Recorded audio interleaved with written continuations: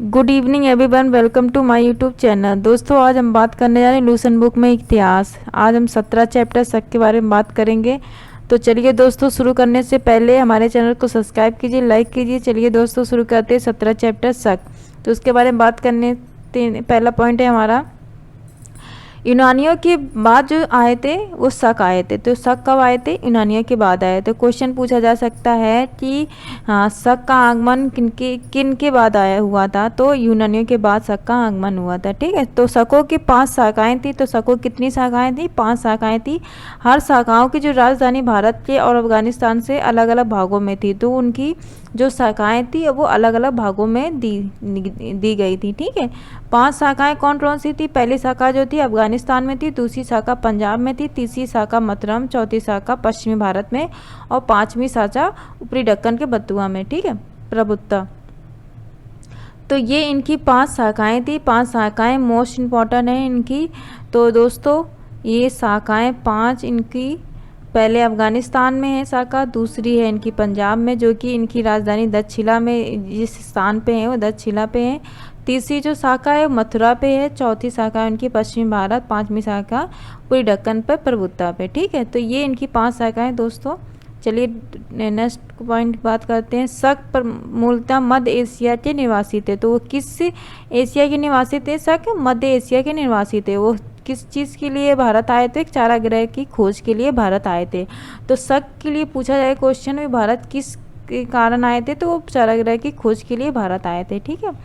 Most important, next most important है सबसे, 58 ईसा पूर्व में उज्जैन के एक स्थानीय राजा ने शकों पर पराजित करके उन्हें बाहर खदेड़ कर दिया था, जिनसे इनका उन्होंने जो विक्रमादित्य की उपाधि धारण की थी। विक्रमादित्य जिन्होंने उपाधि धारण की थी वो एक कहाँ के राजा थे? वो उज्जैन के स्थानीय राजा थे, जिन्होंने शकों को बाहर पराजित करके उन्हें बाहर खदेड़ दिया था। वो किस ईसा पूर्व में ये घटना हुई थी? 58 ईसा पूर्व में घटना हुई थी। ठीक है। मतलब है 58 ईसा पूर्व में उज्जैन के स्थानीय राजा ने शकों को पराजित करके बाहर खदेड़ दिया था और विक्रमादित्य की उपाधि धारण की थी। मोस्ट इम्पॉर्टेंट है पूरा। उज्जैन के राजा थे विक्रमादित्य, जिन्होंने शकों को बाहर खदेड़ दिया था।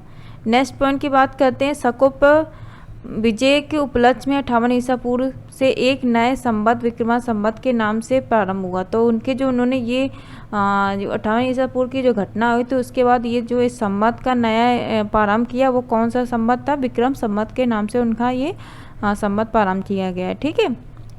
और उसी समय विक्रमादित्य एक लोकप्रिय उपाधि बन गए, और जिससे कुछ लोकप्रिय उपाधि बन गई जब उन्होंने ये घटना होने के बाद, जिसकी संख्या भारतीय इतिहास में 14 तक पहुंच गई थी। गुप्त शर्मा चंद्रगुप्त द्वितीय सबसे अधिक विख्यात विक्रमादित्य थे। तो सबसे अधिक विख्यात विक्रमादित्य कौन थे?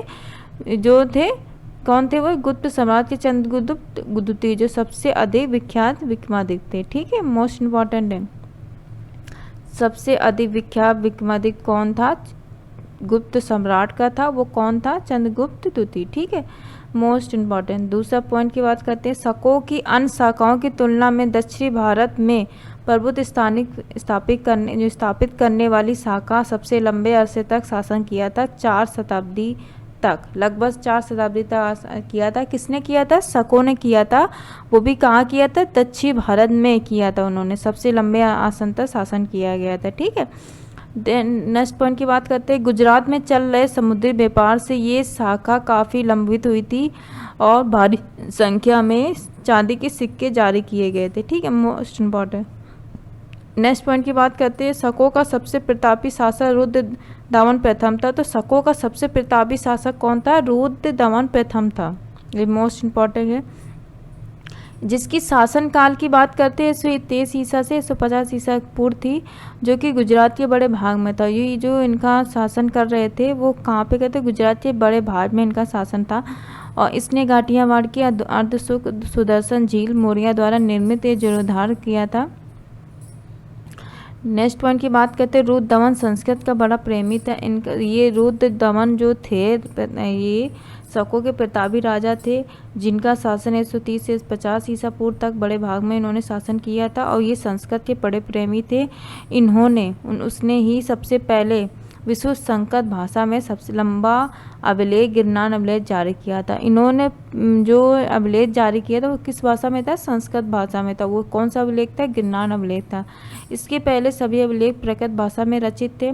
तो इससे पहले जितने भी अभिलेख थे वो प्राकृत भाषा में अभिलेख थे, लेकिन इनका ही एक अभिलेख है जो संस्कृत भाषा से रचित था। ठीक है, जो अभिलेख था वो गिरनार अभिलेख के बारे में बात की गई है, जो रुद्रदमन प्रथम थे जिन्होंने अभिलेख में उनका वर्णन किया है। ठीक है,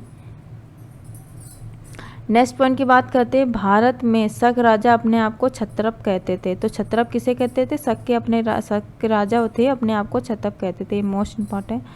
चलिए दोस्तों, हमारे चैनल को सब्सक्राइब कीजिए, लाइक कीजिए। धन्यवाद।